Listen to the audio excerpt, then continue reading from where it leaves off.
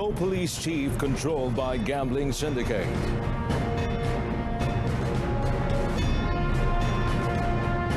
Malaysians returning home must register at NADMA portal.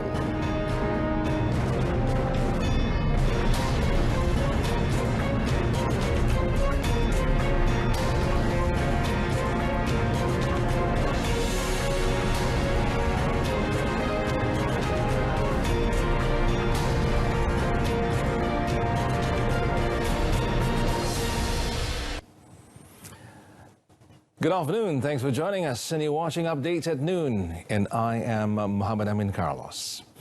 Well, no state of district police chiefs are being controlled by gambling syndicates. And while strongly refuting the allegation, Inspector General of Police Tan Sri Abdul Hamid Badur also stressed that the police would never compromise and indeed had zero tolerance to illegal gambling.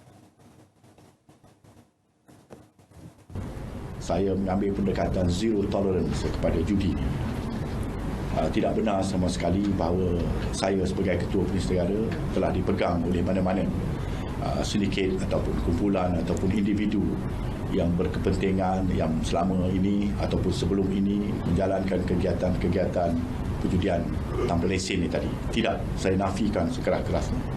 Dan saya juga mengambil pendekatan untuk sentiasa mengingatkan setiap warga, setiap pegawai daripada pengarah-pengarah, timbalan IGP, pengarah-pengarah turun kepada Pesuruhjaya Polis Negeri, Ketua Polis Negeri dan juga OSPD supaya jangan sekali-sekali terbabit dengan mana-mana kegiatan, dengan mana-mana juga sindiket. Itu adalah amaran keras saya daripada dulu lagi. Tan Sri Abdul Hamid also refuted the allegation that they are being controlled by such syndicate to the extent of being able to fix certain officers to fill certain posts as totally untrue. He said this after the Police Excellence Service Award ceremony at the Bukit Aman Senior Officers Mess yesterday. Meanwhile, the police have summoned a man to give his statement in connection with a claim that he was paid by a politician who allegedly sodomized him. Well, Tan Sri Abdul Hamid said an investigation paper was opened and investigated by the Criminal Investigation Department to ensure that the disclosure made in the form of a statutory declaration known as SD was genuine. Tan Sri Abdul Hamid said a statement was also recorded yesterday from the Commissioner of Oaths before whom the SD was signed to ensure that the declaration was legitimate and the individual would be called again in the near future if his cooperation was required. Pesuruhjaya sumpah di mana affidavit itu telah dibuat, telah pun diambil dirakam kenyataannya dan juga kepada yang mengaku melakukan perbuatan tersebut. So dalam proses menjawab soalan-soalan daripada pegawai penyiasat sedang berjalan. Tetapi bagi Pesuruhjaya sumpahnya telah pun diambil kenyataan untuk mengesahkan sama ada benar ataupun tidak SD yang didedahkan dikatakan sebagai tulen tadi. Recently, the SD, which went viral on social media on 29 June, disclosed a man was paid 300 ringgit by a local politician to have unnatural sex at a hotel in Subang. Malaysians who want to return to the country must register on the website of the National Disaster Management Agency or NADMA. Senior Minister Dato Sri Ismail Sabri Yaakob said this following public complaints of the delay in registering at the quarantine stations either at the hotels or public training institutes, ILAs. Mereka perlu laporkan yang pertama detail dari segi penerbangan mereka. Flight number, dari segi ketibaan, begitu juga dari segi keperluan sama ada mereka memerlukan hotel ataupun memerlukan ILA. Jadi supaya semua info tersebut diperolehi lebih awal sebelum mereka tiba supaya NADMA boleh mengambil tindakan segera. Speaking at the media conference on the development of the Recovery Movement Control Order (RMCO) at the Parliament building yesterday, the minister added that NADMA will develop the portal for the information process and quarantine station soon. Dato Sri Ismail Sabri noted the improvements were to avoid any delay in the process of admitting the individuals returning to the country into the quarantine rooms in the hotels when there are several groups coming back from overseas at the same time. On another note, the state governments have been asked to refer to the special ministerial meeting on the implementation of the Movement Control Order (MCO) prior to implementing any standard operating procedure (SOP) related to the recovery MCO currently in force. Dato Sri Ismail Sabri said this was to avoid clashes with the SOP implemented at the federal level. The senior minister said there are states that make their own decisions to cancel and disallow some business and social activities. Elaborating further, he said such an order could not be enforced without obtaining approval from the National Security Council (MKN) and the Health Ministry (MOH), and that it could even be challenged in court if implemented. Jadi saya memohonlah kepada negeri-negeri yang berkaitan, ya, berkaitan ada yang tak benarkan medical tourism masuk ke negeri mereka, sedangkan kita benarkan. Kita tidak ada arahan menutup gunting rambut, padang permainan, tidak ada. Jadi mohon kepada negeri-negeri yang berkaitan supaya merujuk dulu kepada mesyuarat khas menteri-menteri dari segi sama ada kita membenarkan ataupun tidak. He also added that the police, for example, will only exercise their power to control and take action according to the order issued by the federal government. Well, a heavier punishment should be imposed against those who deliberately fly the Jalur Gemilang upside down and insult the National Coat of Arms. The Deputy Communications and Multimedia Minister, Dato Zahidi Zainul Abidin, who cited Thailand, said that the country imposes severe punishments on those who insult the country, including the king, which would be a lesson to deter others from doing the same mistake.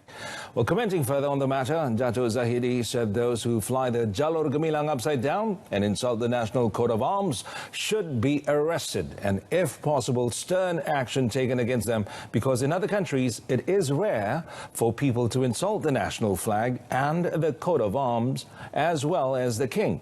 Well, he also said that imposing heavy punishment on such offenders would be a lesson to others. The Communications and Multimedia Deputy Minister added that the ministry will continue to step up efforts to make the people understand why they have to respect the national flag and the coat of arms, which are the symbols of the country. 111 Vietnamese fishermen, including the boat skipper, aged between 17 and 55, have been detained under Op Kuda Laut. And also seized were 15 tons of marine catch, 20,000 liters of diesel and fishing equipment worth 10 million ringgit. After being caught trespassing and stealing the country's marine resources, Pahang Malaysian Maritime Enforcement Agency (MMEA) Director Marine First Admiral Amran Daud said the Vietnamese fishermen are willing to sink their boats to avoid being detained by the MMEA. Dan kami percaya tindakan sedemikian dilakukan oleh nelayan Vietnam untuk melupuskan bukti kes yang mana sebelum ini mereka pernah melakukan tindakan yang sama. Kes ini akan disiasat di bawah Akta Perikanan 1985 kerana bot beroperasi tanpa lesen yang sah. He said MMEA would not compromise with foreign fishermen who encroached on the country's waters and harvested seafood without permission. All the seizures and arrests were brought to the Kemaman Maritime Zone Jetty and Kelantan Maritime Jetty for further investigations.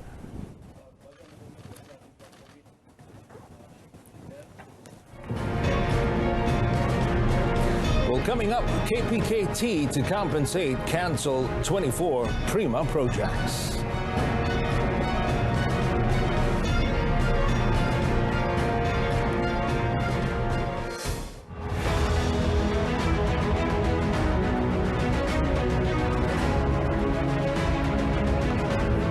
kepercayaan kepada Tuhan, kesetiaan kepada raja dan negara, keluhuran perlembagaan, kedaulatan undang-undang, kesopanan dan kesusilaan.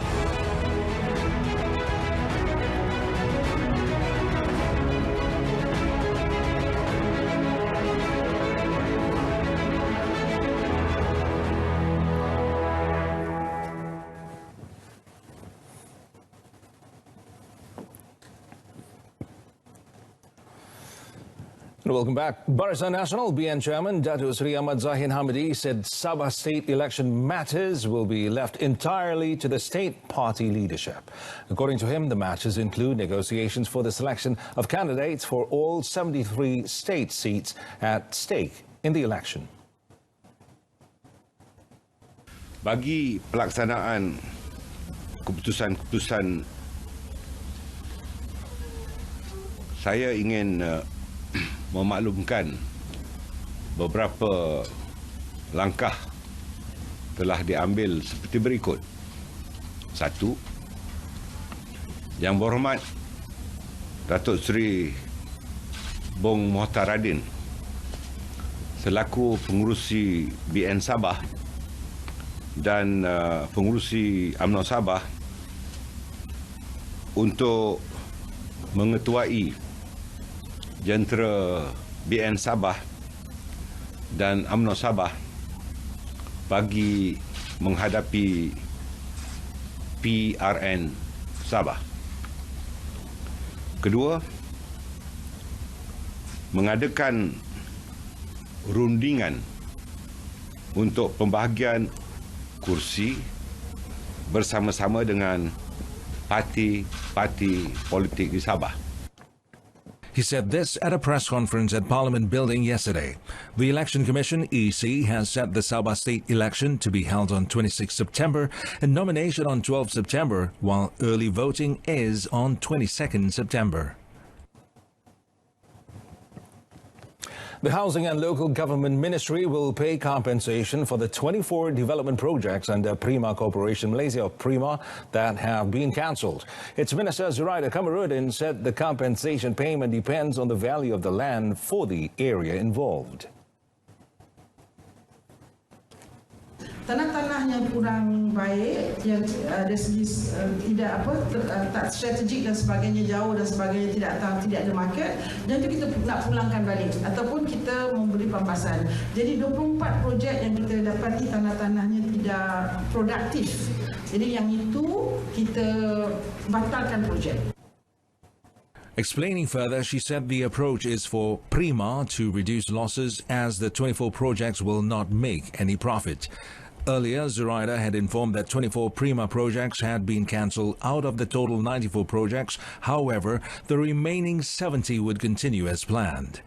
She said this at a press conference after handing over 3-ply face masks for the Ampang parliamentary constituency at Dewan Kampung Sri Tanjung, Kampung Melayu, Ampang yesterday.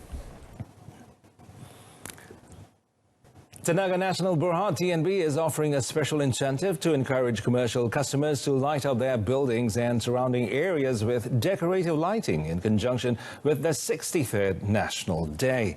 Now, the incentive rate is at 20.8 cent per kilowatt tariff rate for neon and floodlight. And this is applicable for any increase in electricity usage exceeding the average usage recorded for 3 months from May, June and July 2020. Well, the incentive, which started in the year 2000, is offered to commercial customers under the B, C1 and C2 tariffs who have been in operation for at least 1 year. While buildings included under the incentive are skyscrapers, office buildings, commercial complexes, shopping complexes, hotels and gas stations. Eligible customers can apply at the nearest Kedai Tenaga or via My TNB portal. The closing date for application is 15 September 2020, and for any inquiry, customers can contact TNB Careline or email to tnbcareline@tnb.com.my. Well, the Olympic Council of Malaysia, OCM, will hold discussions with the National Sports Council, or NSC, to fine-tune the selection criteria for young athletes who will represent the country at the 2021 SEA Games in Hanoi, Vietnam. The OCM President Tan Sri Muhammad Norza Zakaria said a draft of the discussion was expected to be completed by the end of this year before being presented to the various national sports associations. Tan Sri Muhammad Norza said the draft criteria for the athletes would stipulate that every sports association should provide a final list of athletes by the middle of next year. OCM akan diwakili oleh Datuk Nazif dan kita akan membincangkan sebelum proses selection kriteria itu akan kita muktamadkan. He was met after chairing the OCM Executive Board meeting in Kuala Lumpur. Earlier, OCM announced sending more young athletes to compete in the 2021 Vietnam SEA Games, which is considered the best exposure to prepare the national athletes before competing in bigger games, including the Asian Games and the Commonwealth Games. Vietnam had previously proposed 36 sports to be competed at the 2021 SEA Games. With that item, we conclude today's edition of Updates at Noon. In our top story, no police chief controlled by gambling syndicate.